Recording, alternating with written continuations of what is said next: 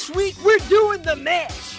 We're doing the Universal Monster Mash because joining me today in the 80s horror god, Sean T, is a man that some may say maybe the long-lost son of Norman Bates, Mr. Ian Bates, the Universal Monster Man himself. Ian, thank you so much for joining us today on Horror 365. How are you, buddy?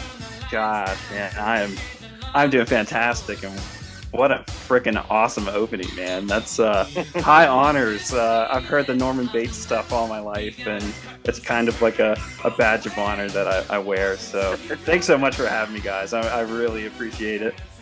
Oh, thank you for taking the time. And you know, we all go mad sometimes, Ian. And I was going mad just waiting for this episode, man, because you know what? I told myself, I says, a lot of times, you know, we have a guideline or we have a celebrity guest or we're talking about something that, you know, we have certain questions already, you know, preset. This time when Sean said, Jimmy, I got somebody that I want to bring to the show. Okay. And told me about you and told me your just infatuation and the knowledge that you have with Universal Monsters. I'm like, we have to have them on. And this is going to be a free flow conversation, guys. Like there's nothing scripted here. This is just, hey, three guys talking about horror, the love of horror and Universal Monsters. But, you know, I ask everybody this question and I got to ask you first, what was it that hooked you? What brought you into the horror genre? What got you hooked? Yeah, it's a great question. I love origin stories. So when I was either 3 or 4 years old. I'm thinking I was 3, and for Christmas that year, I was born in 1993. So I'll be 30 later this year. But we got a family computer, and I was, probably 3 years old. Walked into the computer room, and my dad was working on there, and he was checking emails or something like that. And he wasn't specifically looking for this, so I don't know if it was an advertisement. I still remember this. There was a black and white photo of Boris Karloff being made up as Frankenstein's monster, and I'm staring at the screen, and I said, "Dad, who is that?" And he looks down at me, and he was like, "Oh, well, that's Frankenstein." And then I played 20 questions and just absolutely obsessed right from the get-go. And I've been a fan ever since. So that was leading up to, that was probably a couple years before the 1999 Mummy movie dropped, and then the VHSs and the DVDs started coming out, and that's kind of what started it for me. Just by happenstance, I see a picture of Karloff as a 3-year-old, and I'm a monster man for life. So it was Universal Monsters from the beginning. From the beginning, yeah, absolutely. And then you started just digging in, doing all your research. Yeah. I was a big time. My mom still tells a story to people. I was a history buff even as a kid. I had like flashcards memorizing the presidents' names in order and that sort of thing. So I was always just looking for information and knowledge. And if it was something that I was really interested in, I just latched on. For some odd reason, horror and the monsters were at the jump start of it all. And funny enough, for a while, I wasn't really a massive horror fan. There was a lot of stuff as a kid that scared me. But once I got older, I loved it all, and I love it all. What scared you as a kid? So this is probably my favorite story regarding horror and the Universal Monsters. Like, as a kid, once I'd seen this picture of Frankenstein, and I wanted to start watching these movies. I think the first one we picked up was The Mummy with Boris Karloff. We found that at our local Walmart. It was the only monster film they had in stock, which I thought was kind of odd, but we picked that up, and then countless trips to Blockbuster after that. So we went, and I think, if memory serves, like I was probably 4 or 5 at this point in time. We went to Blockbuster, and I wanted Frankenstein. So we go to rent Frankenstein, and they had swapped the videotape with the 31 film with the 94 Kenneth Branagh film, Mary Shelley's Frankenstein. So we bring that home, we pop it in. I'm like 4 or 5 years old. Didn't really know what to expect. Well, we were expecting the 31 film, but we got the 94 film.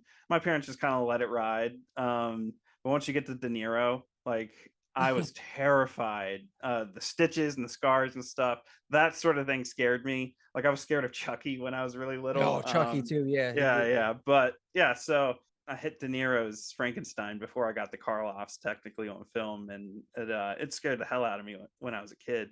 I've grown to appreciate it now. But yeah, I was a bit of a scaredy cat as a kid, and the older I got, the more I just fell in love with it. I think it was equal parts. Why am I afraid? And so it was this fear and this fascination that kind of went hand in hand, and here I am That's now.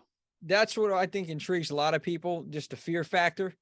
It's Yeah, like they're scared, but at the same time, it's that thing is like, oh, this is interesting. And like, oh, how is this making me feel this way? You know, and why? And that's what got me too. Even when I was younger, Chucky was one of those too. And I was just younger. I was never afraid of Jason and Friday the 13th as a kid. It was freaking a doll. It's just right. a damn doll that I was scared of doll. Even to this day, I don't like dolls. I think they're all possessed. Sean, what about you, buddy? Were you ever terrified of it, Chucky, or? Nothing really scared me like that. As we've talked about in the past, like things that are reflections of real life kind of scared me more than anything in the movies. I mean, I saw the Texas Chainsaw Massacre when I was 9 or 10 years old, and I freaking fell in love with it. So, I mean, there you go. The Exorcist to me is probably my second favorite film of all time, but I kind of find it comedic. So, I mean, like the Blair Witch, things that are can be related to real life, that kind of stuff is a little bit more scary to me than some of that stuff. Yeah, just like the real life horror, I guess. Oh yeah. Yeah. But like Universal Monsters, switching gears on that, I think for me, my first introduction was like Abbott and Costello, Meet Frankenstein, and know the comedy, the horror comedy side of it. You seen those movies, Ian? I'm sure. Oh yeah. Abbott and Oh, yeah. Costello. Yeah, absolutely. Those are also tapes that I rented a lot from Blockbuster with the Abbott and Costello films. So yeah, loved them all. What Universal monster for you was it? Frankenstein? Because it sounds like it was. That stuck out the most. That intrigued you the most. Yeah, as a kid, I'd say definitely Frankenstein. And the older I got, and the more mature I got, I really, really identify and lean towards the Wolfman. Um, so I kind of identify myself on the monster page as Ian the Wolfman, and I've got two co-hosts, London and Ethan, and they kind of have their nicknames as well. But the Wolfman, I feel, he's one of the most complex characters, and I think at first look, most people wouldn't consider that he's all that complex, because he's just he transforms into this beast and he kills, but there's this level of psychosis and psychological depth, I feel like, that I really connect with. And as those films progress with Lon Chaney Jr., he was the only actor that portrayed the part in all 5 films that he was in. And you get a whole story for him. You get a beginning, middle, end, and as he progresses, he just wants to die. And he's depressed. And I kind of make this joke, like in the later films, he's always sitting on a log by himself, running his hands through his hair. And I call him he's the emo kid in the of the Universal monsters. But he's depressed and he just wants to die. And I'm not making light of people that struggle with that sort of thing, but that's kind of why I identify with it. I've struggled with depression. A lot of people have anxiety, depression. It's kind of running rampant. And one thing that I try to vocalize a bit is, ending the stigma. Like, it's okay to talk about those things. Yeah. And it's kind of fascinating to me looking at these characters in 2023 versus 1941, like when the Wolfman first showed up. It's like it kind of dealt with that in a very real way.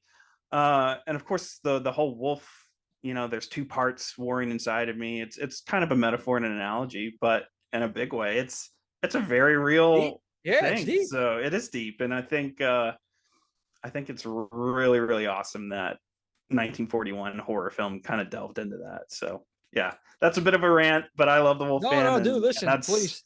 That's what it's about, man. So And now that you mention it, I really didn't think of it like that too, because Wolfman, he's having a struggle. Yeah. He's fighting his own demons right here. Yeah. And that's and it's real, it's relevant today. Sure.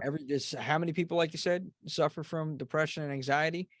And some don't make it, some Right. opt out. And it's not something that should be kept silent. It's something like you said that you talk about it, but it's so crazy how back in the 40s, they're talking about this issue that is, only progressed, actually gotten worse. Right. Especially after the pandemic in 2020, what I believe. So yeah, man, that's a really good point. You mentioned Lon Chaney too, though. Back to him. I think he was the only guy, if I'm not mistaken, wasn't he the only actor to portray almost all the Universal monsters? Not all of them, but I know it was. Yeah. Yeah, it was the Mummy. Yep. He played Curzi, played Frankenstein monster once. He played Son of Dracula. Yeah, he was the only one to hit the big four individually. So he did it all, man. Yeah, man. Universal monsters, they're a staple. You can't talk about horror history without talking about Universal monsters.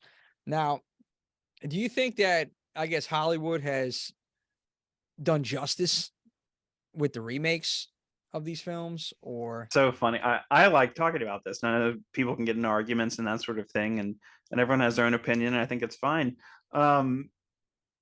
I feel like Hollywood today doesn't know what to do with the monsters. And I think they've really tried. I think they're still trying. I mean, Renfield comes out this week, and I'm hoping for something fun.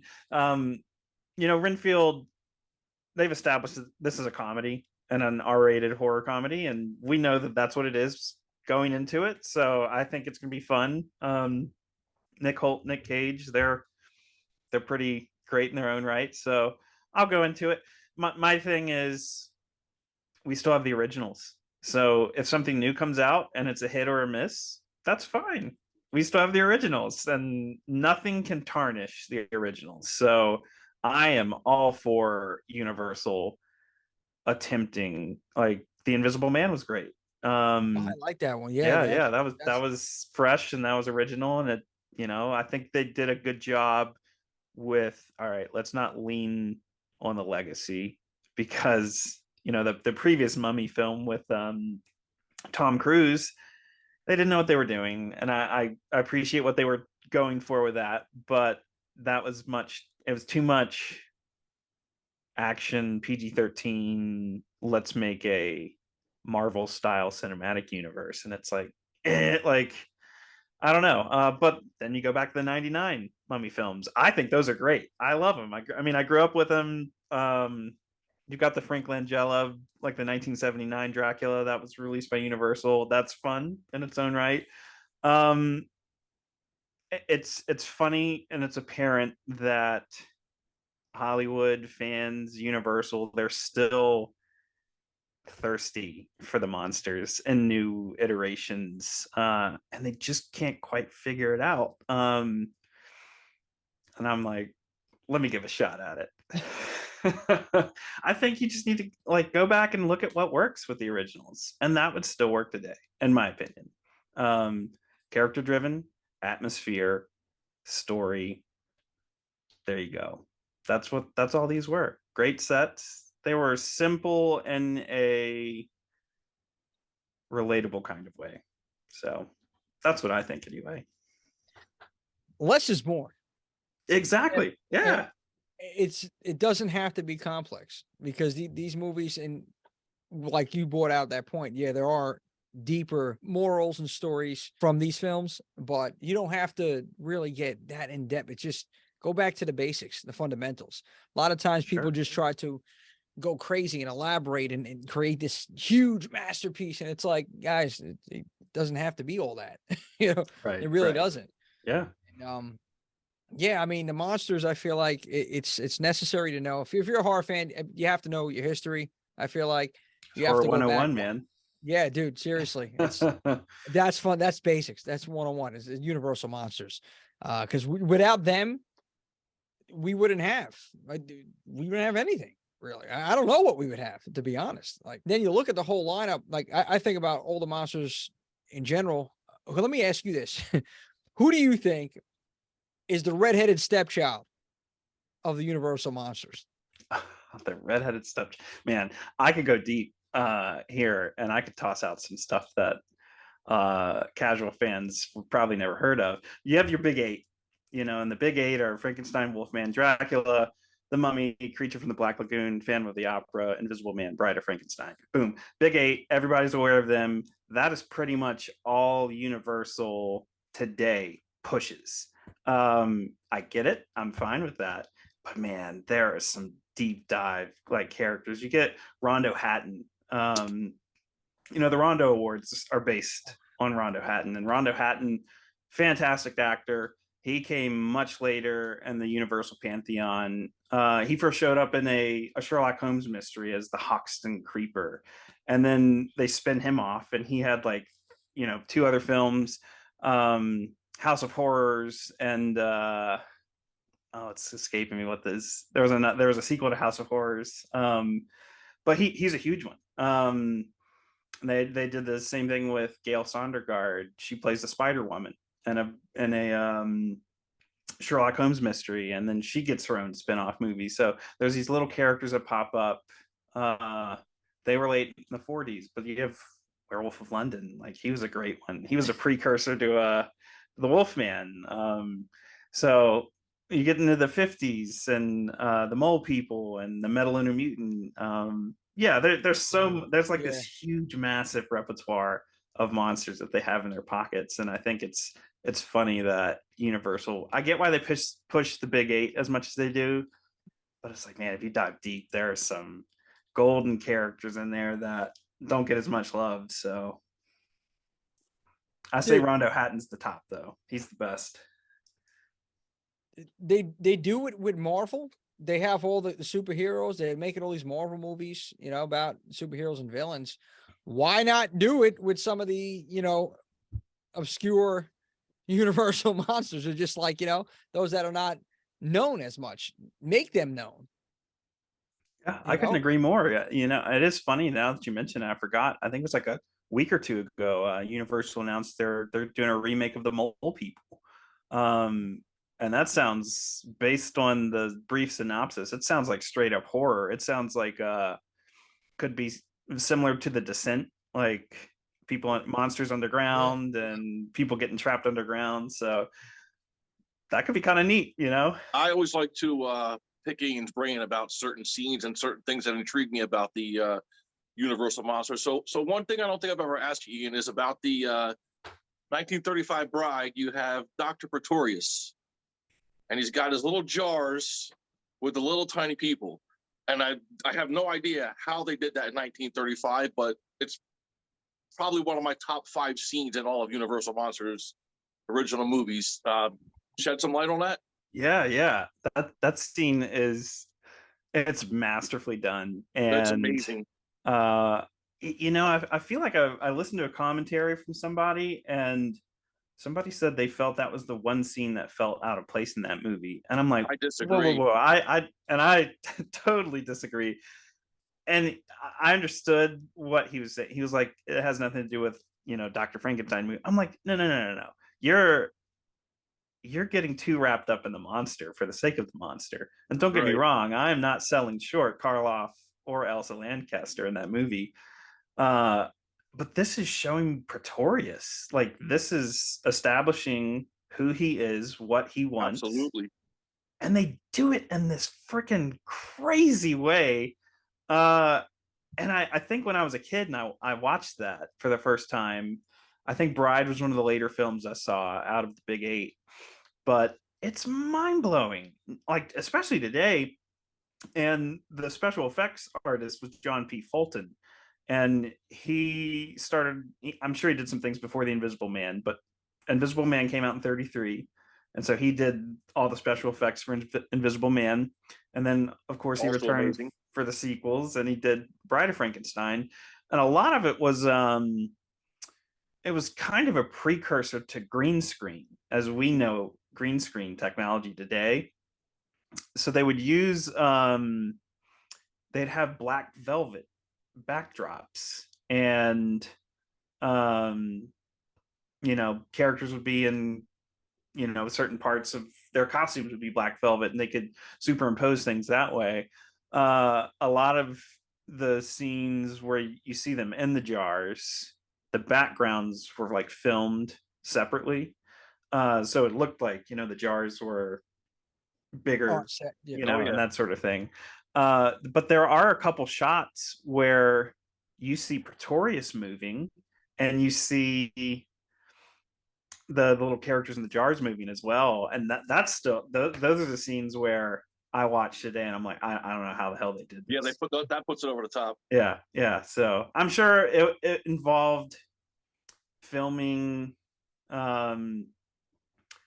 They'd film the two scenes separately, and they had to, line it up perfectly, and then blend the film, because that's how they kind of did like the mirror scene in Invisible Man. There were 3 shots all superimposed over each other. They had to film Claude Rains unwrapping his head separately, and then they had to refilm it from the mirror's point of view, and then there was a 3rd shot as well. So yeah, it's all camera tricks. I'm sure a lot of it they still utilize today.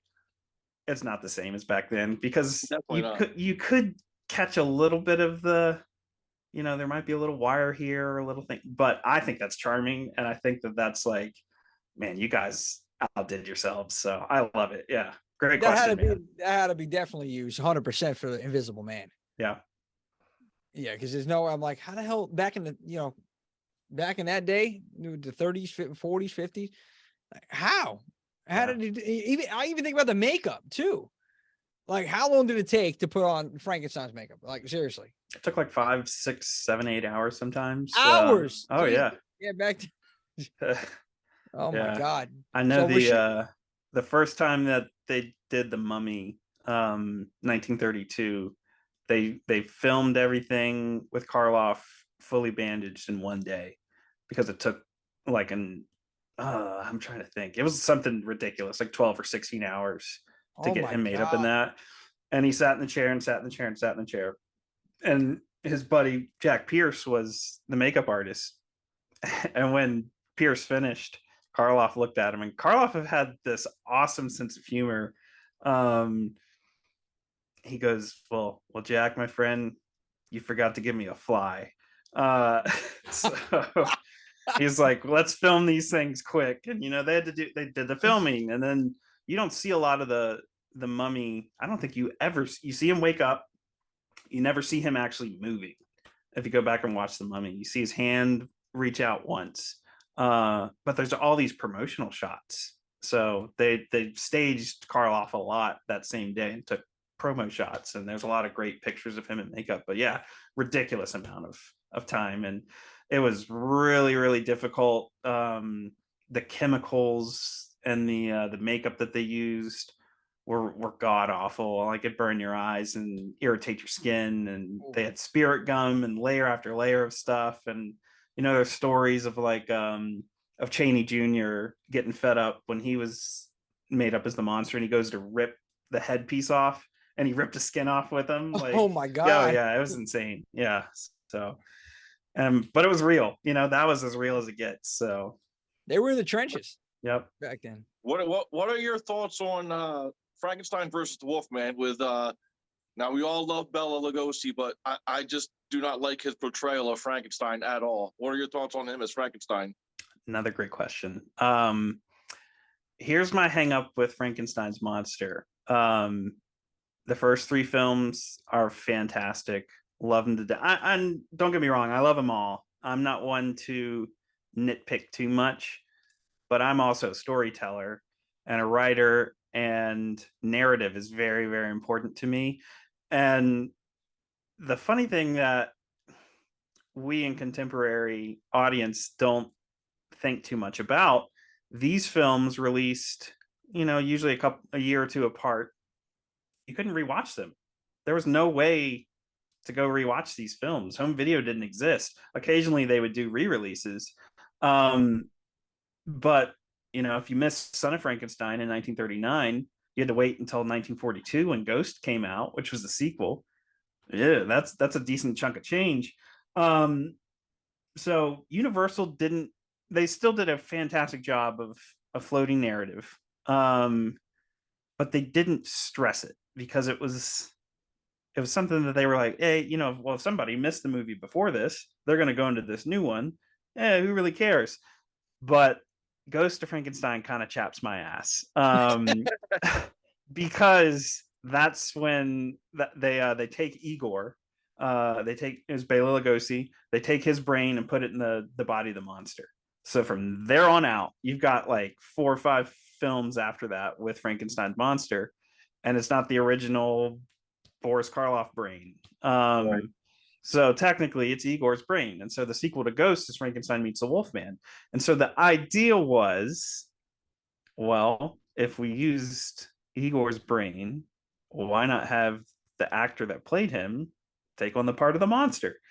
I'm fine with that. That's fine and makes sense narratively. But they and at the very end of Ghost of Frankenstein, once he wakes up from the surgery, you have Lon Chaney Jr. still in monster makeup, and he starts talking, and it's Bela Lugosi's voice. And the blood types didn't match up or something like that, so he's blind, he can't see, and he's going, Dr. Bulmer, I can't see, and he like destroys the laboratory and that sort of thing. So following year, you get Frankenstein meets the Wolfman, and the Wolfman's trying to find Dr. Frankenstein. He stumbles upon the monster, and it's Lugosi. And original script had the monster speaking, and he's still Igor, and he's aware, and he's blind. And so they say that's where the walk came from, like the famous Frankenstein, arms outstretched and moving really slow. I'm like, Karloff does that a couple times, like in the first couple movies. It's not quite as rigid, but when people say, like Lugosi did the Frankenstein walk first because he's blind, we could argue that. I love that movie. Lugosi, here's the thing about Lugosi. He gave his all no matter what. I agree with that. Yeah. It's just one of those narrative decisions where it was like, And so there's actually a deleted scene in Frankenstein Meets the Wolfman where Larry Talbot finds the monster, starts a fire, and they're talking. They have like a full-on conversation, like, what happened to you? Who are you? How, that sort of thing. Where are Dr. Frankenstein's notes? And they did a test. They actually did a test screening. And because I'm assuming most of the audience had not seen the previous film, when Lugosi starts talking as the monster, everyone just laughed their ass off. Like, this is ridiculous. Like, because they were even at that point, pop culture wise, Frankenstein monster was an icon. So, they're all laughing like and couldn't take it seriously. And the director and the producer are looking at each other like, oh crap, what do we do? And they recut the film. So they cut out all the dialogue. And so it's kind of, which I think actually serves the film better. It doesn't really matter. Like, is it Igor? Is his brain in there? Yeah, technically. So, in the climax of that scene where they're both strapped to the tables, and Patrick Noel's character, the doctor's like, oh, I have to revive the monster like every other doctor in that series. They actually do a really good job of, they do a close-up on Lugosi's face, and his eyes are like not completely shut, but then they start, it's kind of like Dracula. They always shine pin lights in Lugosi's eyes, and his eyes start to open slowly, and they shine pin lights. And that scene was actually intended to show, well, the monster's fully revived, and he's given strength again, and he can see now. So that was supposed to be like a whoa, like, he's not blind anymore. And that's how and then they fight. And so when you look at it from the filming and the technical side, I love it. I think it's great. Narrative wise, it kind of had to figure out what to do. It's a little bit of a mess. Lugosi gave it his all. Is it Karloff? Absolutely not. But it's all fun. So I can't see Lugosi as anyone else but Dracula. I agree. That was one of the questions I was going to ask you, Ian. Outside of Lugosi, who's your favorite Dracula? I mean, for me, we all know, Lugosi's the man, but I'm a very big Christopher Lee fan of his portrayal of Dracula. He's just more menacing and more evil to me, and I'm just more fascinated by that. What are your thoughts? Who's your favorite outside of Bella, and what's your thoughts on Christopher Lee? So I've seen a lot of the Hammer films. I've seen a lot of the Christopher Lee Hammer films. They aren't my favorite. I'm not huge on the whole, and I've gotten crucified for this a couple times. I'm not the biggest 50s 60s horror fan. No, there's some of those movies I really like. I agree with you wholeheartedly on he's much more evil. You get the introduction of color, and you get blood, and True. there's a little bit of sensuality, and the later Hammer films a lot of bit of sexuality. So those did a lot, and they lacked the heart that the Universal films had. And I'm not discrediting the filmmakers. I'm not discrediting Christopher Lee or oh my gosh, Peter Cushing. All fantastic in their own rights. Not my cup of tea specifically. I love Lee's portrayal. I think he lacks the charisma that Lugosi has. Lugosi has this charm. Yeah, Lugosi also has this. He has the swag. He has the swag. Yeah, exactly. Lugosi has the swag. I feel Lee's Dracula was almost bestial. He felt more Wolfman to me than Dracula, which works for Lee. Like, I don't think that's a negative thing. But he almost never talks. I think, and I think that was intentional. It was probably intentional because he knew he couldn't live up to Lugosi. Maybe that's maybe I'm going on a limb there, but no, I think they're of different eras, and they work fantastically for their respective era. Gary Oldman's fantastic in the 92 film. I felt like he kind of brought it all together. He had the swag. He also had, literally, he would turn into the wolf thing, and then the the vampire bat beast thing. So yeah, they all have their own little flair. I think Lugosi's always going to be my personal favorite. I'm scratching my head trying to think. I know there's other good Draculas out there. We got to go with, I don't want to butcher his last name, but I believe his first name is Duncan from the Monster Squad. Oh yes, yeah. No, I think that might have been my first introduction to Dracula. I don't remember it exactly, but he might have been my first introduction to Dracula as a kid. Yeah. That's a great What's your take on the Monster Squad? So funny enough, I didn't see the Monster Squad growing up.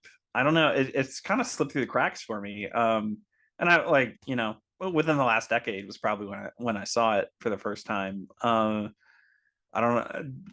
Don't ask me how I missed that growing up, but for some odd reason I did, and I grew up with the Goonies and Gremlins, and I'm like, wait, you love Universal Monsters and you love the Goonies and that sort of, and you didn't watch. Yeah, I didn't see Monster Squad as a kid, so sue me. But no, I love it. I watch it pretty regularly. I make it a point to tell people, like, if you like the monsters and you haven't seen Monster Squad and you're an 80s kid and a 90s kid, watch it. It's freaking fantastic. One thing that I've always said is that the Monster Squad is the Goonies for horror kids. Exactly. I said that to all the cast that I've met from the film. That's just, me being a teenager in the 80s. The Goonies is phenomenal. But, to me, I just translate the Monster Squad as the Goonies for horror kids. Exactly. Yeah, it spoke to us, man. It spoke to us horror fans. A little bit later on for Ian, but it's okay. It's better late than ever, Ian. Right. We got time. We got time to watch them all. So, dude, please, there's so many movies that I haven't seen that I should have seen when I was younger. Just catching up on them now. Monster Squad, he delivered it in such a cool way for the kids, like Universal Monsters, and for me, other than Abbott and Costello that my father had put me onto, it was, it was Monster Squad that I watched, and I was like, oh, I started getting into the Frankenstein. I wanted to know more about, all these monsters after that.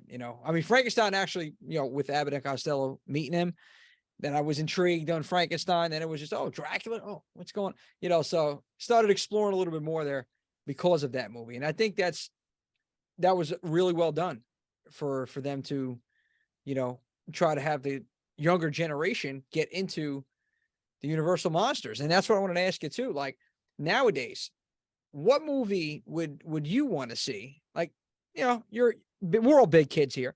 What movie would you want to see, Universal monster wise, remade, and who would you want to be the star of that film in 2023?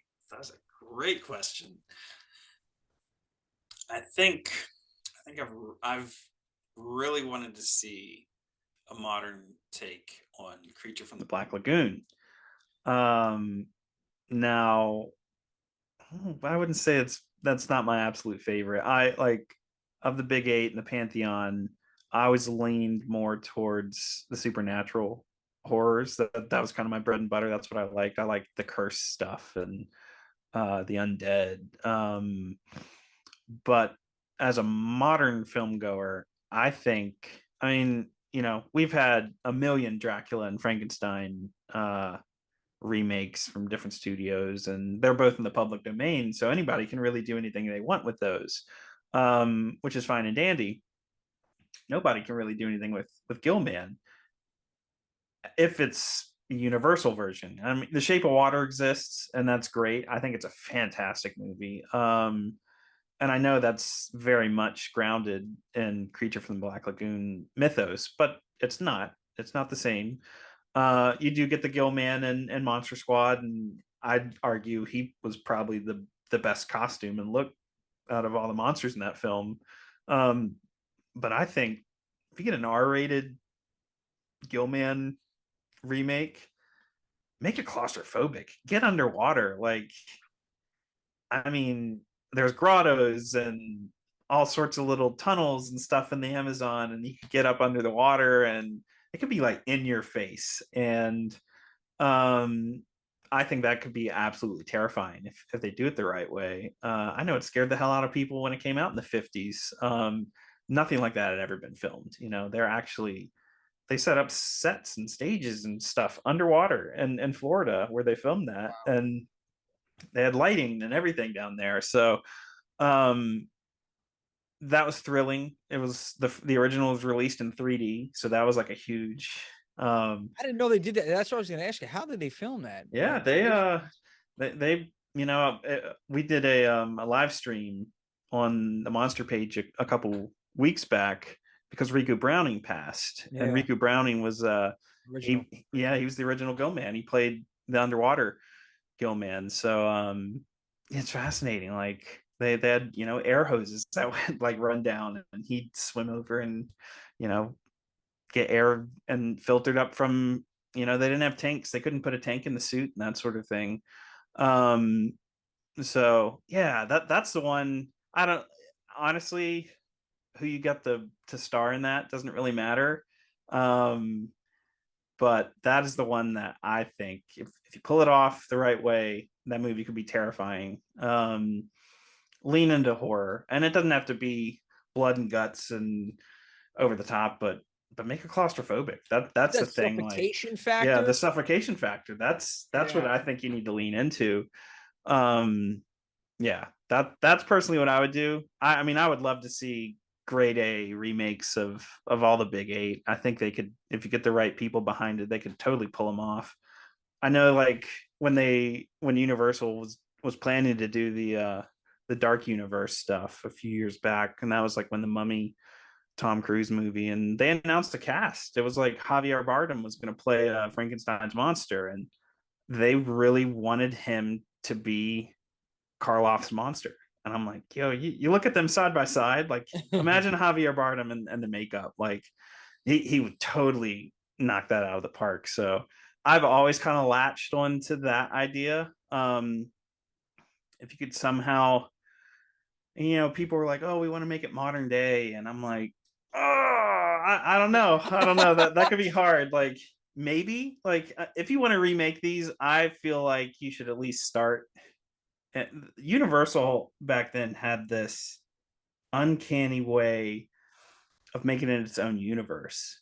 You couldn't tell what time period it was. There's on one end, like in the Wolfman, there's a brand new car when they're driving up to Talbot Castle, and then the gypsies are on horse-drawn carriage and buggies, and they look like they're from the 15th, 16th century, and they blended it better than anything else. So I'm like, if you could do it in the 40s, you could do that today.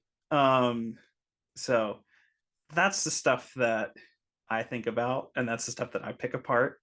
So am I a filmmaker? Absolutely not. If somehow I was given the keys to the castle and it's like, well, you have all of this at your disposal, work on it. What do you do? And I'm like, I've said it a billion times. I said it earlier, like, just go back to basics. Like, we are very aware of what worked.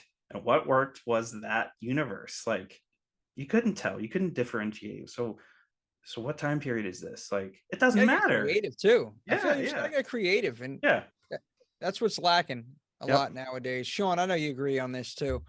Originality and creativeness. You see it here and there in some films, but that's why I don't watch a lot of movies past 1990. So there's no story. There's no, it's just all about jump scares and watch it one time and you're done kind of thing these days. But one of the, if I can jump in, just one of the scene I wanted to bring up. We talked about this in the past, and I'm gonna make myself look bad here, but I can't. Is it The Mummy's Hand where the princess comes up out of the mud? Is that the right film? That was The Mummy's Curse. Curse. Okay, I knew it was either Curse or Hand. But we talked about that scene before, and that's just another one that blows my mind. And I always forget the princess's name. That's Princess Ananka. I know it started with an A. Yeah, thank you.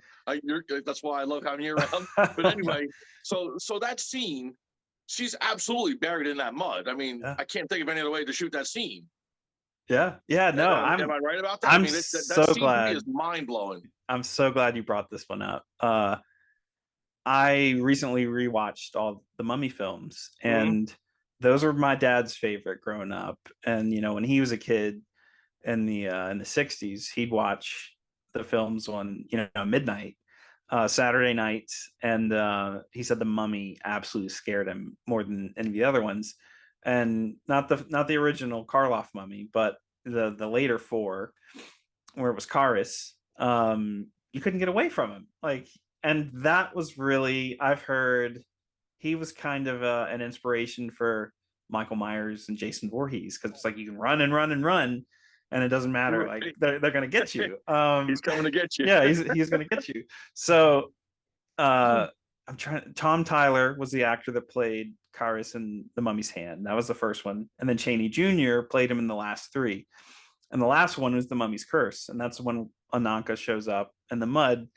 And those movies, excuse me, they're one of my favorites when it comes to like what I was talking about earlier, where Universal was kind of like, hey, it doesn't really matter. Like some of the details don't matter. So it's like the first one, they're over in Egypt. The second one jumps 30 years, and somehow it's still they're still talking about World War II, which is going on in the first film. And that is over in Boston. And then the sequel to that is a few years later, and that's also in Boston. And the princess gets dragged down into the bog with Karis. And it's like, oh, great, they're in the bog. And then, it's supposed to be 25 years later, you get the Mummy's Curse, and they're draining the swamp and the bog. And it's in Louisiana, down in the bayou. So like, it's moved from Boston down to Louisiana. Okay, great, gotcha. That's fine. But details wasn't the most important thing. But no, that scene is probably top 5 for me back then. It's amazing. It's fantastic. The actress's name was Virginia Christine, and Virginia Christine, you guys might know this. I wouldn't have known this unless I looked it up. She was the Folgers coffee lady, and Yeah. In the 70s and 80s. Yeah. Folgers in Yeah. your cup. Yeah. So she was Princess Anaka. That film came out in 1944. But yeah, you know, they made her up. She's essentially starts off as a mummy and she's, you know, reverting backwards. And they filmed it in slow-mo. So when she's coming up out of the mud, and I'm sure that they like packed her in the mud. Oh yeah. And she comes up and, you know, they filmed it in slow-mo to where she's like, you know, and it's creepy. Like you watch it now because they slowed it down ever so slightly. You know, her face is all caked and she's like looking up at the sun and trying to get warm. Yeah, it's super creepy. They shoved her down in the mud for it and she crawls out and yeah, I love it. It's haunting. It's one of the most haunting scenes in all the Universal movies. The moving to Louisiana thing is kind of like, you know, taking a boat from Camp Crystal Lake to Manhattan. You know what I mean? Yeah, exactly right. Get a boat out of the lake and, you know, take it to Manhattan. Yeah, I love it. You know, those are it's charming and you can laugh about it and it's like it doesn't matter. You know, you have fun Absolutely with it not. and I think that's hilarious. That leads me to another question I had for you. First, I saw you recently posted you got that Comic-Con Mrs. Voorhees and Boy Jason figure. Oh yeah, sure. Which did. I've been after for many years. But outside of anything Universal, would you say is your favorite franchise, horror wise? Yeah. So I'd say overall, film wise, like if I'm gonna sit down and watch them, I do love the Friday the 13th movies, but I'm a sucker for Halloween, especially the original. I love Michael Myers. I love the way he looks. I love everything about I think I grew up and it was Halloween was like a big deal. Like the holiday was a big deal for me. And I you know, I always joke around, you know, growing up with we'd go to when we got the new teachers in school and stuff, and you'd go to introduce yourself and you'd say Bates and they'd look up at you and go, so like the horror stuff was just always there for me, even when I was younger and stuff actually scared me and I wasn't that into it. That was always there and Halloween was big. So I love when it starts to cool down. I love the change of the leaves in the air. Yeah, me too. It starts to get a little darker. You have fires. Ambiance, man. It's the whole feel. That's exactly right. So I think that's why I lean more into Halloween than anything else. So Halloween's top tier for me. And everybody loves 80s horror. Like I think the In Search of Darkness documentaries, those like boom, like blasted a huge boom for horror interest in general. And there was tons of stuff that I had seen and some stuff that I hadn't seen. I'd say one of my biggest takeaways from that was The Burning. I freaking love The Burning. It's so funny on that one, but yeah. Well, it's not the. I think the funny thing about The Burning, it came out the same year as Friday the 13th Part 2, and they have these scenes, and so I know the filmmakers couldn't see each other's films because they came out like right around the same time. But you have the campfire scenes in both of them, and like the counselors have these scenes like, well, I'm going to give it to you straight about Jason. You have that scene, and then you have Very the scene. similar. They are very similar. You have the scene in The Burning. I'm going to butcher the quote, but it's something like, "Don't breathe, he'll hear you. Like, don't move, he'll see you. Something, you're dead." And so I know Tom Savini did the original Friday the 13th makeup, and he didn't come back for the second one. He went and did the makeup in The Burning. But you got Jason Alexander as like a camp counselor, and they're super young. Fisher Stevens, and yeah. For me with The Burning, it takes way too long for somebody to die. Yeah. The only part of the film that I enjoy is when the jock, big mouth kid finally gets it. Yeah. I could watch the film just for that part. But I'm just not a fan of The Burning at all. And dude, you brought up 80 In Search of Darkness too. We just had the producer on. Yeah, Robin Block. Great dude. We spoke with him, and man, just those documentaries, you could sit down, and we spoke about this too, just making a list of movies that you never even knew existed. Yeah. And now it's like, oh, now I got a watch list here. I still have like 20 something movies. And then Sean over here on the horror page, on our Horror 365 Facebook page, shameless plug, please go like and follow that. He, updates weekly. We have different posts, Slasher Sundays, Throwback Thursdays. Sean does the posts for those, drops these movies that I'm like, oh geez, there's another one I got to add to my list that I haven't seen. So there's so much content out there, man. There's so many horror movies. I actually found one that I never even heard of last night, which, I don't think anybody's ever seen all 80s. I've seen a ton of 80s horror, and I came across this one on Shudder last night called Bog. And it said 1984, but I think it was actually a late 70s film. Absolutely horrible, but I was just shocked that they had one. It was like the first movie that came up on Shudder last night. And, it was a supposed aquatic monster that was awakened from this guy dynamite fishing. And it's another one of those films where you don't get to see the monster at all. Every time the monster attacks, it's a pan to somebody, and then that's the end of it. I actually fell asleep, and I'm not going to bother watching it. But I was just shocked that I came across one that I haven't even heard of. But again, it said 1984 on Shudder, but if you look it up, I believe it was a late 70s film. I guess it might be a release thing in certain countries or whatever. But yeah. But again, that's part of the joy. Darkness, man. Yeah, that's part of the joy of like you always can find something new. And I've thought in the back of my head, you know what? The In Search of Darkness folks, they should go back and do a Golden Age one, because there's some deep dive stuff. Dude, they're doing the 90s. They are doing the 90s, 90s, which I'm looking forward to. Yeah, that's gonna be great. I know they've done In Search of Tomorrow, which is like the 80s sci-fi, and they're doing a sequel to that. Fantastic. I mean, they the stuff they cover, but it's like I'm like, I would love to put something together like that. Not just Universal, like you had Paramount and RKO Studios and Warner Brothers. Like, I mean, there's Mystery of the Wax Museum and White Zombie, and the Halperin brothers who did White Zombie, they did Supernatural, which came out in 1933. There's some great, huge, like Todd Browning, who directed Dracula in 1932, he did Freaks, and Freaks was like about a group of carnival sideshow folks. And that's where I'm trying to think the term.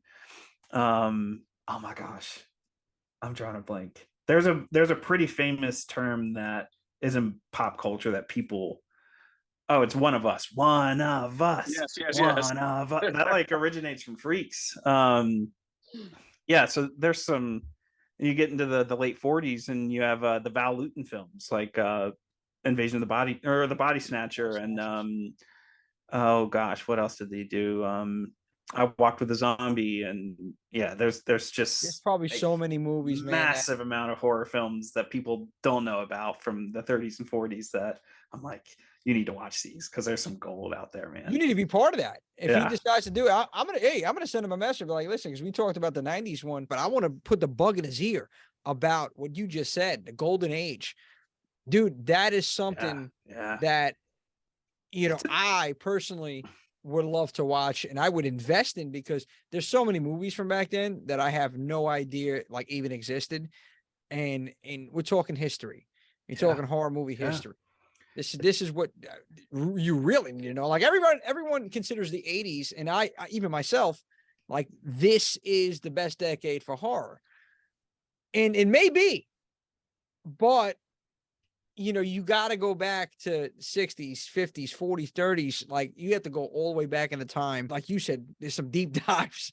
Oh yeah. You can find some really like crazy, probably horror films from back then that nobody knows exists. Yeah. I mean, there's stuff that like the pre-code. So the Hays Code was, it was like the censorship stuff that showed up, and that was late 1934.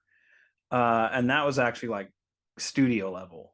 Prior to that, if something was going to be censored, it was generally up to local theaters' discretion. So that's why 1931 you get Frankenstein and Dracula, and a little later, once they re-release those films, they cut the scene in Frankenstein, you know, it's a live scene. And Colin Clive looks up at the heavens and he says, "Oh, in the name of God, now I know what it feels like to be God." Well, they cut that like and re-releases. They cut scenes where the monster throws little Maria into the water.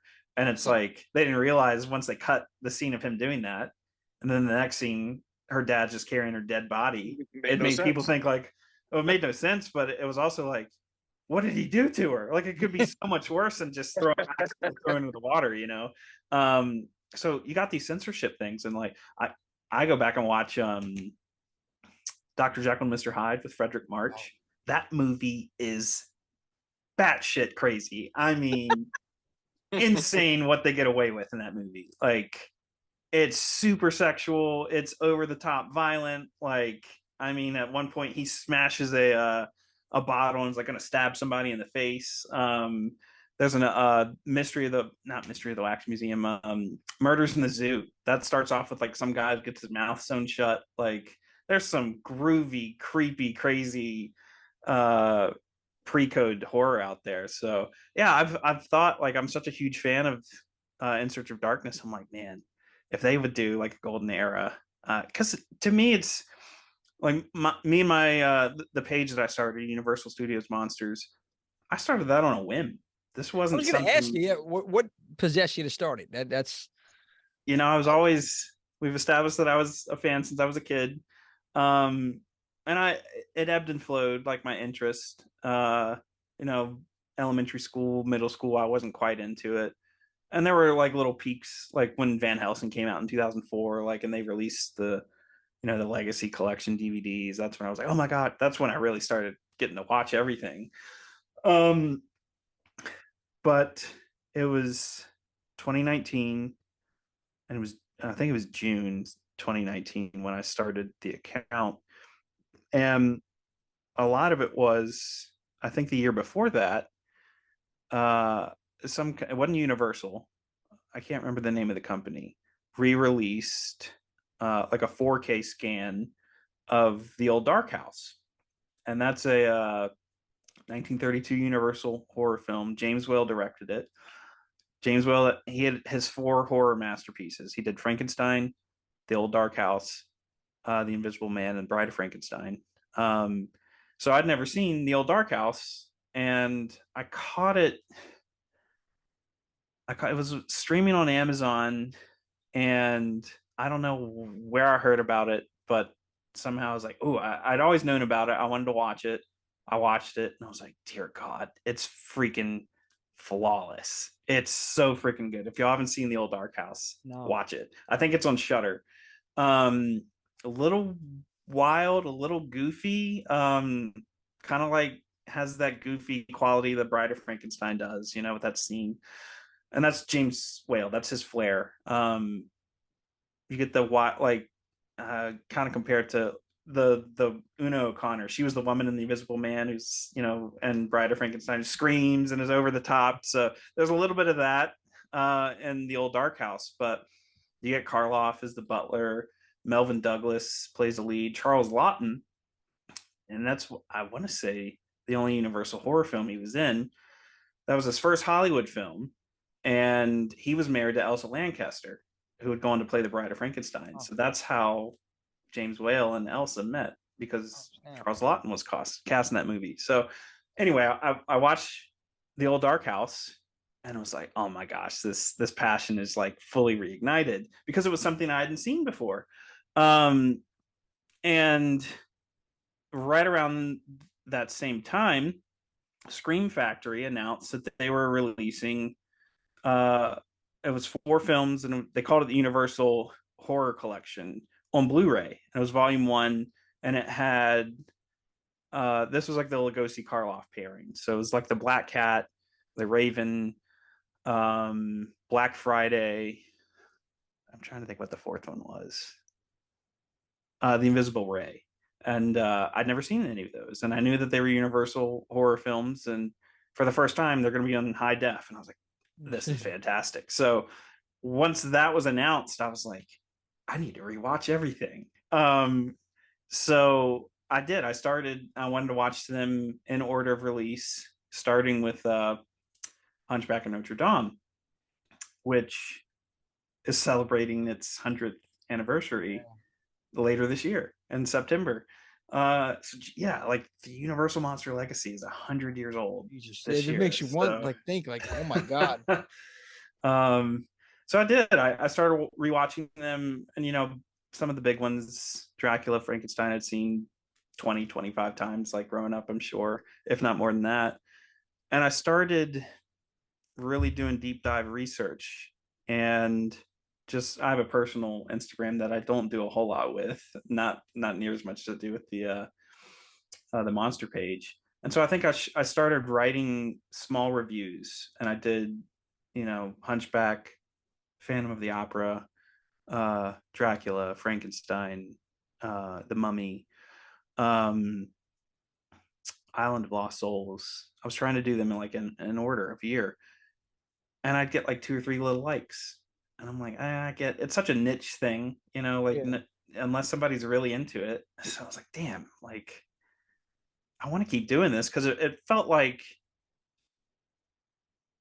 the gears started turning in my head. Like, there's legacy, there's honoring legacy, and what the hell do I do? So I talked to one of my best friends, and he was like, well, just start your own page on Instagram, just for that. I was like, oh god, why didn't I think of that? You know, great idea. So genius. Yeah. Eureka. So I didn't bother to look and see if there were other pages like that. I just was like, what? Came up to where you type in a username, and just on a whim, I typed in Universal Studios Monsters, and it was like green check available. I was like, huh. So I, by the grace of God, I somehow managed to get that. Like, and I've joked around with some friends. Like, I've met so many fantastic, awesome people. Sean, when you came, so I met Sean at Monster Mania convention, and it was like the outdoor. This was like kind of during COVID. This was, it was actually on my side, was a strange thing as well. But go ahead. I think it was 20. I think it was like May 2020, 21, May 2021. I think I don't remember. So it was almost 2 years ago, and so I'm about 2 years into the page by that point.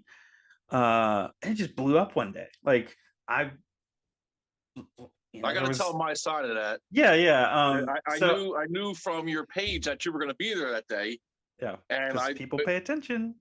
He's stalking you. I said to my son, I said, I really want to meet this guy. I got to meet this guy. So as we're walking to the line, Sean says to me, isn't that your Universal friend there? I happen to be the person standing right behind him in line. Yeah. It's just what are the odds? Super small, small monster world. Yeah.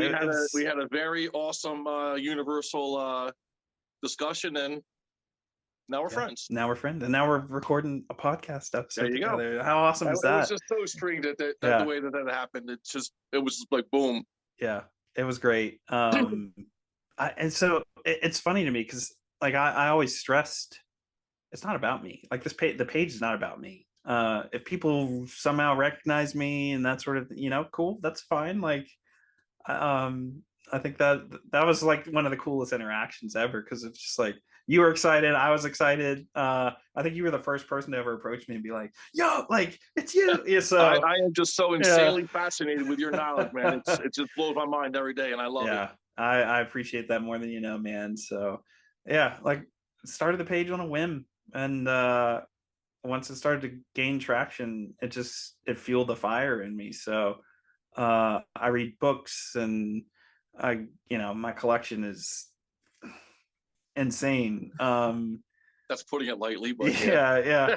It's I'm surrounded by some of it right now, but I don't have quite the room that I used to, so it's not displayed the way I like it. But one day it'll be all out in all of its glory. But speaking of that, I kind of like started straying away from NECA, but this stuff that they're putting out for the monsters is mind-blowingly amazing. And I think The Bride was just announced, right, for pre-order. Yeah. And it's insane. And I love the way that you set them up and your post with that as well. Yeah. I started Very doing like creative. I started taking pictures and like superimposing them over, like the movie, like stills from the movies and that sort of thing. But yeah, NECA's just knocked it out of the park with the Oh, monster they're stuff. amazing figures. Yeah. Love them. I know that they're doing like black and white and color, and I think later this year we're getting Phantom and the Bride and the Gillman. I think last year they teased Nosferatu, which I'm like that's Yeah, I killer. believe so. Yeah. And the man in the beaver cap, he's he never actually had a name, but that's Lon Chaney's character, and it was like a lost silent film called London After Midnight. He's got the big Oh, top hat and the I ghastly would. I mean, fangs. I know it's never going to happen, but I would give anything to see that movie. Yeah, and like everybody wants to see it, and somebody always says something to the effect of like, "Oh, it's on a reel somewhere in somebody's I basement." went to. And I don't know if you've been to Salem, Massachusetts, but there's a guy there named James. He's got Count Orlok's. He's got a monster museum there yeah, with lifelike statues, and it's a mind blowing museum. But he's got the what's the main character from London After Midnight? The guy with the top. You don't have a name. You're saying? no, well, Yeah, so he's he's got kind a of two statue of him in parts. there, and it's just incredible. Yeah, it's a guy in disguise. Um, they call it like that character, the man in the beaver cap or Mm. something like that, but it's Professor Burke was like I think his actual name. So, but yeah, I've always said crazy. somewhere on this Someone's planet, got it. there's Yeah, got to be a real. I think if somebody knew what they had, they would bring it to light because it's probably absolutely. it's a gold mine, but somewhere in a warehouse in a box covered in dust somewhere, there's got to be a reel with that film. Oh yeah. Got to be. Yeah. Yeah. There was that one that's a lost film, and there was another. Uh, there was a silent film Universal released called The Cat and the Canary, and Mm-hmm. that's like that's a pretty well. I think they did a remake of that with Bob Hope or somebody like that in the 40s, but they Universal then remade it like early 1930s, and it's a talkie, and it was called The Cat Creeps. Um, Oh shit. and that one's supposed to be like really freaky. Some guy in disguise with like hairy hands and long fingernails, and wearing like a top hat that covers his face, and it's like secret doors and panels, and there's like a scene of a woman in a asleep on a bed, and like the panel behind the bed like opens and the hand comes down, and that's a lost film too. So I there's wonder how some they came up with some of these ideas back in the day. Were they just sitting around like, that's it, I got it. yeah This is yeah what we're gonna do. We're gonna yeah have this guy. He's gonna be a monster. I'm telling you, it's gonna be electrocute. Like, and then there's a bat. There's Dracula. Like, who? Like, I don't know. I mean, it's fascinating. Just the creativity. oh, I yeah. just want to know, like, how did they get these ideas? Like, it just hit them? Did they see something that inspired, like, it sparked a thought, and they're like, oh, this is what we're gonna do? The mummy, the creature from the Black Lagoon, and like, how? Yeah. Well, I know That's a what I lot want of to the know. earlier films were based on novels. I mean, Frankenstein and Dracula were Mary Shelley, Bram Stoker. Those were novels from the 1800s. Same But thing like, with even them, how did they come up with like right. the Yeah, concept? it's crazy how creative people get. I love going back to the Wolfman. The guy that created that was Kurt Siodmak, and he was a Jew, and he fled. Oh, I don't know if he's German. I need to do a little more research on Kurt.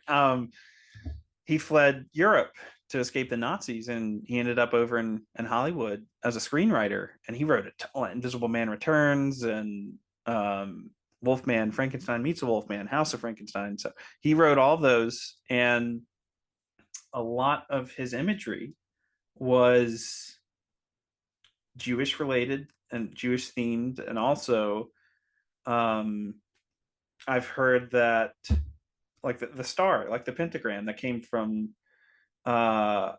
he kind of took that idea as like the markings from like the concentration camps, like you were marked and you're Yeah, wow. cursed, and like so that's kind of where the pentagram thing came from with the Wolfman. And yeah, so Siodmak created, like, prior to the Wolfman, there was in 35 they did Werewolf of London, and that had a little bit of a moonlight.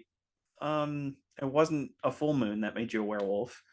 I think like the bite transfer was established in Werewolf of London, but like the moon itself, like the full moon, the autumn moon, the silver, like silver killing a werewolf. Curzi came up with that. So that was all 1940. Like, 40s, so a lot of our werewolf mythology, if people that are fans of werewolves, but haven't even seen the Wolfman, you still know that mythology, and you think, well, that could be from folklore from like way back, and it's like, no, like it's not even 100 years. That's so I love that. I think that is one of the, like, that was an almost complete full original creation from Universal. I think the only one that kind of rivals that is the Creature from the Black Lagoon. Like that was also like completely original idea that a couple guys had. Wrote a screenplay, and it was like, I know why you do have like the Gill Man, and that is like a very original idea. The guys that wrote it were like, they kind of pulled that from King Kong, like the idea. But still, like the monster itself is very original. So yeah, I love it. What's your favorite transformation? Great question. I think there's some killer ones. So you never see him fully go from man to wolf in the first film.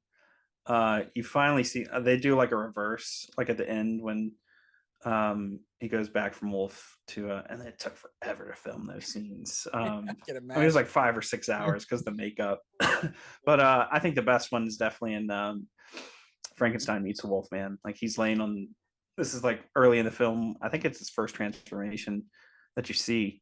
Like he's laying in the bed and he's, on a pillow, and he's looking out the window and like the moonlight shining on him. And it's just so crystal clear. That one's really good. I know in House of Frankenstein, he's like looking in a mirror and they do it. And that's also like a killer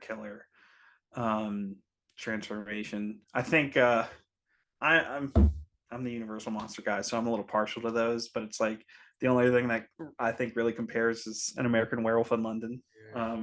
Absolutely, the music and that scene that got me. Yeah, that scene got me for that one. So good. Yeah. So, what about The Howling? The Howling's great. I love it too. I think I'm a little partial to Rick Baker and Jack Pierce, but I love The Howling too. Anything werewolf, I'm all about. So I gotta ask. The one thing I always differentiate is, with the Wolfman and with American Werewolf of London, you have the romantic idea of the full moon thing. With The Howling, I kind of dig that a little bit more because they're more of a lycanthrope, and it's like, they can change at will kind of thing. It's a little bit more horror, a little bit more scary to that effect.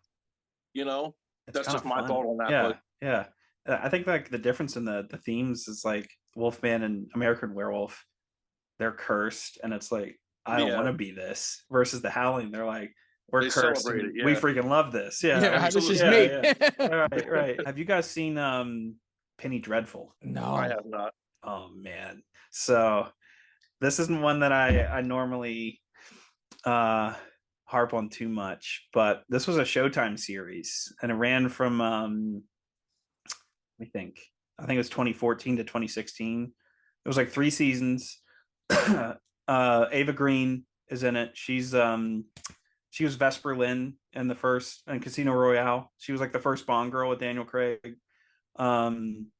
Timothy Dalton, he was Bond back in the 70s. He plays a big part in it. And Josh Hartnett. Josh Hartnett is he plays Laurie Strode's son in H2O. oh God, yes. Black Hawk Down. So yeah. Penny Dreadful is I mean, it's a brutal series, Victorian London, and it combines the narrative, more literary inspired. It combines the narrative of Frankenstein, Dracula, and the Portrait of Dorian Gray.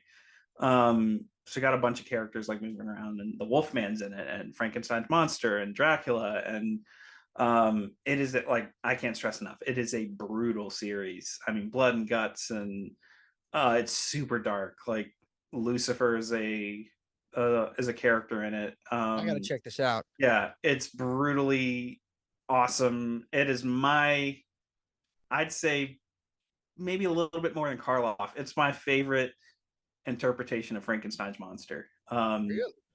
I got to be honest. I didn't even know that's what it was about. The Penny Oh, Dreadful. yeah. I never Yeah. even looked into it. Yeah, Now it's I'm great. gonna watch it. Yeah, Obviously. you definitely watch it. I don't know. It's streaming somewhere. But Rory Kinnear plays the monster, and he's not super well known. He plays one of the background roles for MI6 and the newer James Bond movies, but he's a little more visually.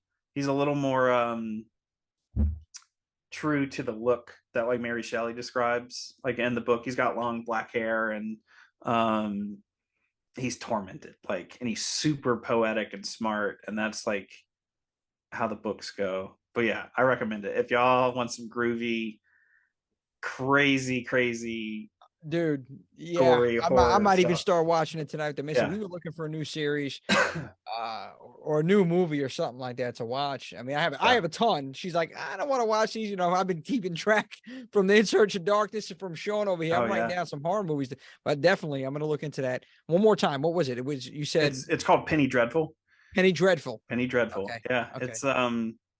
it's very much inspired by the Universal monsters. Dude, I but think I heard of this too. just- Sean, I think I I've did heard of hear it. it. I did not know that's what it was inspired That's what I'm by. saying. I didn't know I think that those characters were involved, but Yeah. I'm all over it right now. Thank you very much, yeah. sir. Yeah, you're welcome.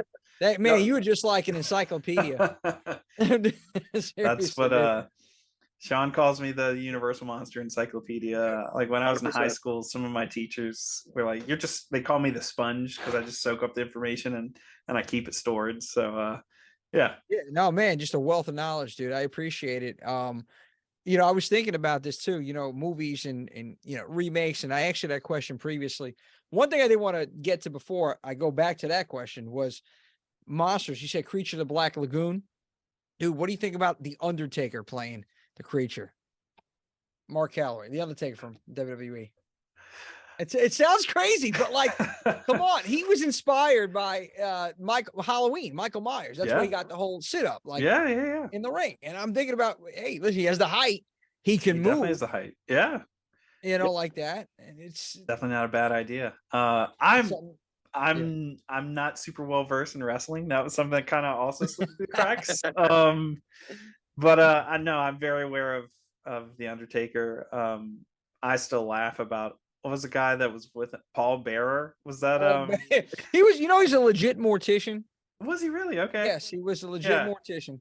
I always think of the you see the memes of like he had his VHS collection. He's like showing them off, and that's like it's like Day of the Dead. And Oh yeah, I'm like, there's Paul that's the way he Bearer. spoke, Yeah, man. I love it. But no, I it would be hilarious in a fun kind of way to let's get the Undertaker in that Gilman suit. I just thought of it, like, oh, it just popped in. Oh yeah. But somebody make it, please. Come on, Indiegogo, somebody. You gotta fund it. But yeah, man, I was thinking about like if they did remake certain Universal monster movies, about making it black and white, because I seen this movie recently, Lighthouse. Did you see this movie? Yes. Lighthouse. Yeah.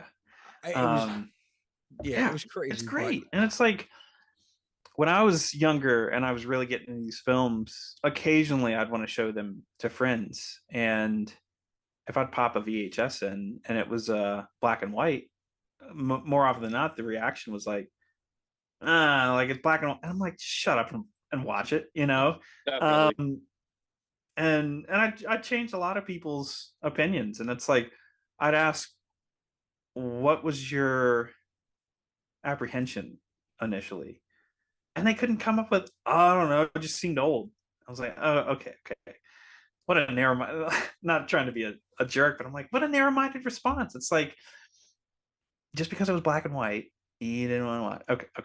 Okay. I scared the hell out of some of my friends when I was younger, showing them, this isn't a Universal film, but this movie's still scary as hell today. 1959, Vincent Price, House on Haunted Hill.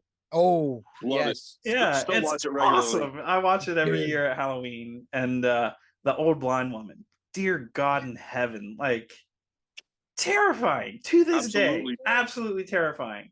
So I love showing that one because once again you have that expectation where it's if somebody knows nothing about it and you're like, okay, I'm going to show you this old black and white horror movie, and they're like, all right, it's gonna be something dumb, and you get to that scene and it's like, whoa, like what the hell is this? What am I watching? So yeah, I think it's like sometimes like you're saying with the Lighthouse, killer in black and white. I know I get Ari Aster and what's the guy that did The Witch? I think he's the one that did The Lighthouse. Ari Aster did Hereditary and Midsummer. Hereditary. Robert Eggers did The Witch and The Lighthouse, and he's remaking Nosferatu. I seen, yeah. Yeah. I've seen that, and, yeah. I want to say it's Bill Skarsgård is playing Count Orlok. If that's black and white, oh, I'm sold. Please, dear God, like, yeah. Even if it's sepia, like if it needs it's, to be, it I needs feel to like it be needs to be black and white. Yeah. If he pull, which I know he will, like if he pulls off Nosferatu, it's black and white. It comes out next year probably. I'm like, come on, guys, like let's get back to some black and white horror. Get some black and white it horror. Would be awesome. Yeah, it's something about it, man. It's a vibe. It brings like another layer of terror to the film, in my opinion. You know, it's this unknown. You're like, wait, what is this? You know, it kind of leaves you you're sitting on the edge of your seat, and there's this mysticism and mystery, and you don't know what's going to happen. I think that is lost. And don't get me wrong, I mean, even some modern horror I absolutely love, but you don't get that same vibe anymore. So I would love to see like a revival of black and white. Yeah, no, I'm with you 100%. That's all I'm saying. I think they did some more remakes like Nosferatu. They have to make it black and white. In my opinion, I can't see it in color. No. No. And some of the old Universal monster movies. I know we had 1,000 remakes of Dracula. Freaking Leslie Nielsen was dead and loving it. Yeah. Come on, man. So you know, we need something different, man. I feel like now's the right time. You know, I keep preaching this.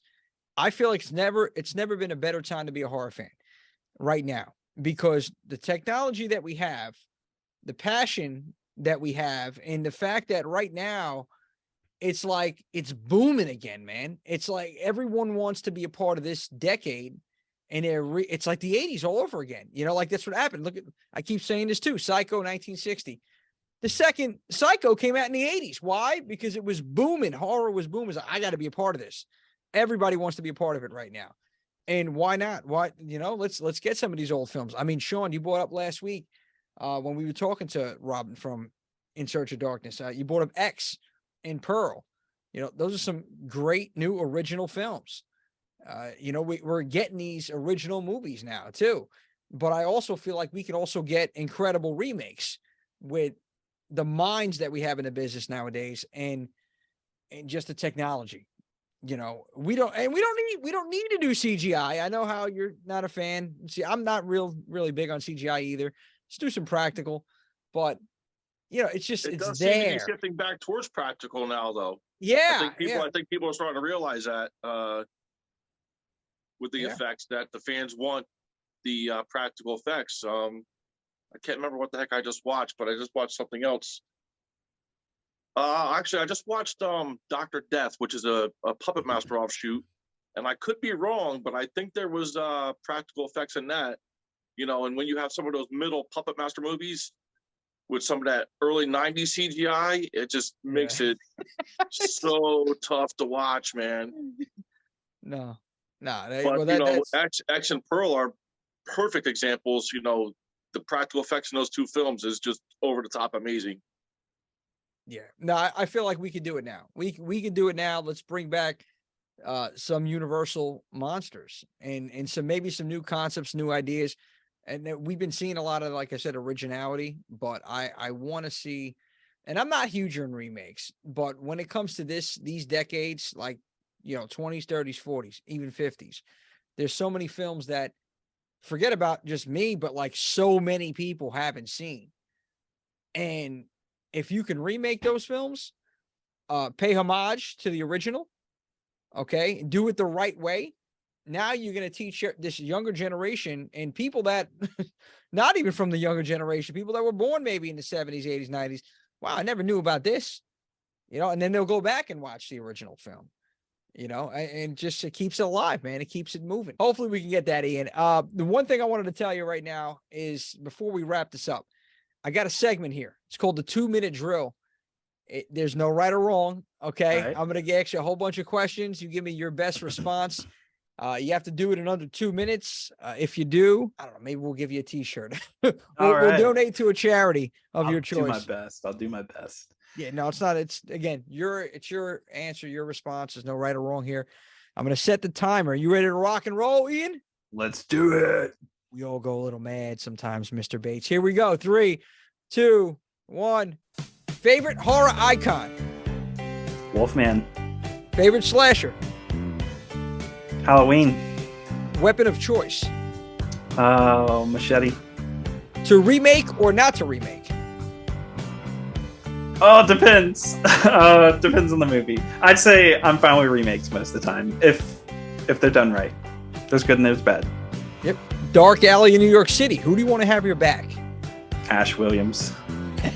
Best horror personality? Freddy Krueger. Best decade for horror? 1930s. Favorite psychological horror movie? Signs of the Lambs. Favorite horror movie quote? Swallow this. I'll swallow your soul. I'll swallow this. I love it. Best horror voice? Doug Bradley. Pinhead. Hellraiser. Favorite zombie flick? Evil Dead 2. I guess that's not really. Pass. Yeah. I toss it in there sometimes, but I already know the answer to this. But Universal monster of choice? Wolfman. Wes Craven or John Carpenter? Carpenter. Favorite Halloween? The original. Best horror movie score or theme? Psycho. What word would you add to the end of this quote? Welcome to prime time. Bitch. Most maniacal laugh award goes to?